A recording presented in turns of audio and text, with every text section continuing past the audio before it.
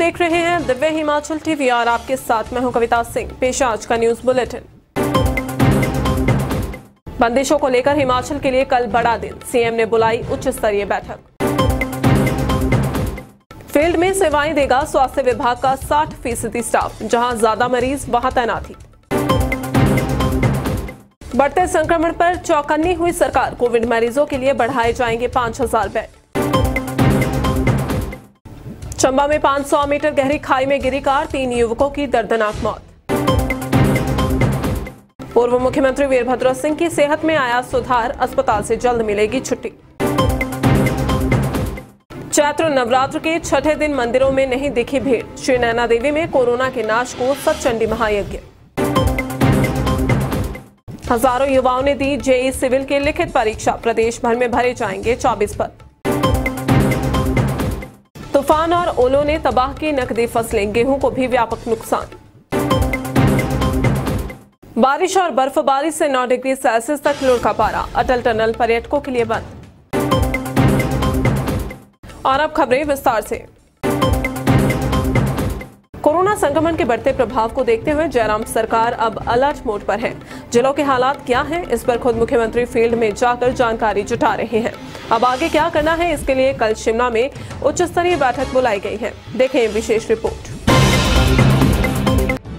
कोविड-19 के चलते हिमाचल में किस प्लान से आगे बढ़ना है, इसे लेकर कल शिमला में उच्च स्तरीय बैठक होने जा रही है। मुख्यमंत्री की अध्यक्षता में होने वाली बैठक में नई बंदिशों पर फैसला होगा। हालांकि सीएम पहले ही कह चुके हैं कि प्रदेश में लॉकडाउन नहीं लगेगा, क्योंकि अर्थव्यवस्था भी चलानी है। साथ ही पिछले कल नाइट कर्फ्यू के प्रस्ताव को भी मुख्यमंत्री ने ठुकरा दिया है। तर्क दिया है कि पहले फील्ड में जाकर हालात परखे जाएंगे, उसके बाद ही इस पर विचार विमर्श किया जा सकता है। इसी के चलते आज मुख्यमंत्री ने ऊना और हमीरपुर जिला में जाकर कोविड पर समीक्षा बैठक की और पशुपालन स्वास्थ्य विभाग सहित अन्य अधिकारियों को जरूरी हिदायतें दी। अब उच्च स्तरीय बैठक में क्या फैसले लिए जाएंगे, इसके लिए कल का इंतजार करना होगा। कोरोना संक्रमण को रोकने के लिए स्वास्थ्य विभाग का 60% स्टाफ अब फील्ड में सेवाएं देगा, क्योंकि प्रदेश में लगातार संक्रमितों का आंकड़ा बढ़ता जा रहा है। स्वास्थ्य विभाग का 60% स्टाफ अब फील्ड में सेवाएं देगा। जिन अस्पतालों में ज्यादा मरीज आ रहे हैं, वहां कर्मचारियों की तैनाती की जाएगी, ताकि कोरोना की चेन को तोड़ा जा सके और मरीजों को जल्द से जल्द स्वास्थ्य लाभ मिल सके। कोविड को लेकर सरकार अब ज्यादा रिस्क नहीं लेना चाहती, यही वजह है कि उसने स्वास्थ्य विभाग को फील्ड में डट जाने के लिए कहा है। उधर आज दोपहर तक प्रदेश में कोरोना संक्रमित 6 लोगों की मौत हो गई है, जबकि 214 नए मामले सामने आए हैं। राहत की बात यह भी है कि 493 मरीज स्वस्थ भी हुए हैं। राज्य में कोरोना के बढ़ते मामलों को देखते हुए सरकार ने उचित कदम उठाना शुरू कर दिए हैं। कोविड मरीजों के लिए अब अस्पतालों में बिस्तरों की संख्या बढ़ाई जा रही है। हिमाचल में कोरोना संक्रमितों के लिए बेड की क्षमता को 5000 किया जा रहा है, क्योंकि आने वाले समय में संक्रमण के मामलों में बढ़ोतरी की आशंका है। ऐसे में सरकार ने स्वास्थ्य विभाग को बिस्तर की संख्या बढ़ाने को कहा है, ताकि उपचार में किसी तरह की कोई भी कमी न रह जाए। वर्तमान में प्रदेश के अस्पतालों में 2500 बिस्तर की क्षमता है। सरकार ने सोमवार तक सभी जिलों के सीएमओ, मेडिकल कॉलेजेस के प्रधानाचार्यों को कहा है कि वे इंतजाम पूरे कर लें। अगर बाद में किसी तरह की लापरवाही या कोताही बरती जाती है तो सख्त कार्रवाई की जाएगी। साथ ही सरकार ने निर्देश दिए हैं कि लोगों को जबरन घरों में आइसोलेट न किया जाए, क्योंकि अगर किसी मरीज की स्थिति खराब है और उसे अस्पताल ले जाने की जरूरत है तो तुरंत प्रभाव से एम्बुलेंस के जरिए अस्पताल पहुँचाया जाए। चंबा में शनिवार देर रात एक दर्दनाक कार हादसे में 3 युवकों की मौत हो गई। हादसा चंबा उटीप संपर्क मार्ग पर पेश आया, जहां पहाड़ी से गिरे मलबे ने गाड़ी को 500 मीटर गहरी खाई में धकेल दिया।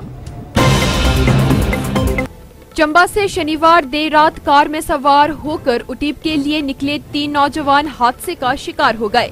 बताया जा रहा है कि बारिश के चलते पहाड़ी से मलबा गिरने लगा, जिसने देखते ही देखते कार को भी अपनी चपेट में ले लिया। इसी बीच कार लुढ़कती हुई 500 मीटर गहरी खाई में जा गिरी, जिस कारण 2 युवाओं की मौके पर ही मौत हो गई, जबकि गंभीर रूप से घायल एक युवा ने मेडिकल कॉलेज चंबा में दम तोड़ दिया।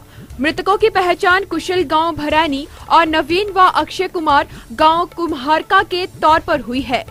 एसएसपी चंबा अरुल कुमार ने बताया है कि घटना को लेकर नियमानुसार कानूनी कार्यवाही अमल में लाई जा रही है।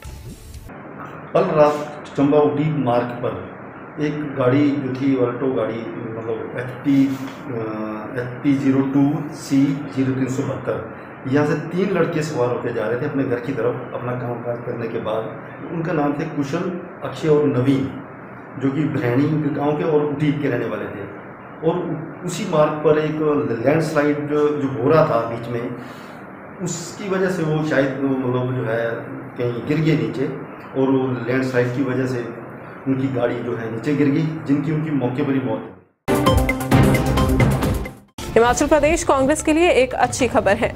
पार्टी के वरिष्ठ नेता एवं पूर्व मुख्यमंत्री वीरभद्र सिंह की सेहत में धीरे धीरे सुधार हो रहा है। आशा की जा रही है कि जल्द ही उन्हें अस्पताल से छुट्टी मिल जाएगी। कोरोना संक्रमित पूर्व मुख्यमंत्री वीरभद्र सिंह की सेहत में काफी सुधार आ गया है। जल्द ही उन्हें अस्पताल से छुट्टी मिल सकती है। फिलहाल उन्हें मोहाली के अस्पताल में डॉक्टर्स की निगरानी में रखा गया है। नेता प्रतिपक्ष मुकेश अग्निहोत्री सहित कई नेता उनका कुशल क्षेम पूछने मोहाली गए थे, जिन्होंने वीरभद्र सिंह के स्वस्थ होने की जानकारी साझा की है। बता दें कि पूर्व मुख्यमंत्री कुछ दिन पहले कोरोना संक्रमित पाए गए थे, जिसके बाद उन्हें मोहाली के मैक्स हॉस्पिटल शिफ्ट किया गया। इससे पहले उनके पुत्र एवं शिमला ग्रामीण के विधायक विक्रमादित्य सिंह भी कोरोना संक्रमित पाए गए थे, जो कि इन दिनों होम आइसोलेशन में है। कोरोना संक्रमण के चलते हिमाचल के शक्तिपीठों में अब कम ही भीड़ नजर आ रही है। हालांकि चैत्र नवरात्र है, फिर भी लोग भीड़ भाड़ से परहेज कर रहे हैं। आइए देखते हैं ये विशेष रिपोर्ट। चैत्र नवरात्र के छठे दिन मां दुर्गा के कात्यायनी स्वरूप की पूजा की गई। इस दौरान प्रदेश के शक्तिपीठों में नाम मात्र ही भक्त पहुंचे। कोरोना की नेगेटिव रिपोर्ट को लेकर मची अफवाहों के कारण मंदिरों में भीड़ ना के बराबर रही। मां चिंतपूर्णी में जहां अक्सर रविवार को 18 से 20 हजार श्रद्धालु पहुंचते थे और लंबी लंबी लाइनें लगती थी, वहीं आज पावन पिंडी के दर्शन के लिए भक्तों की भीड़ ना के बराबर रही। उधर कोरोना के नाश को विश्व विख्यात शक्तिपीठ मां श्री नैना देवी में पूजा पाठ शुरू हो गया है।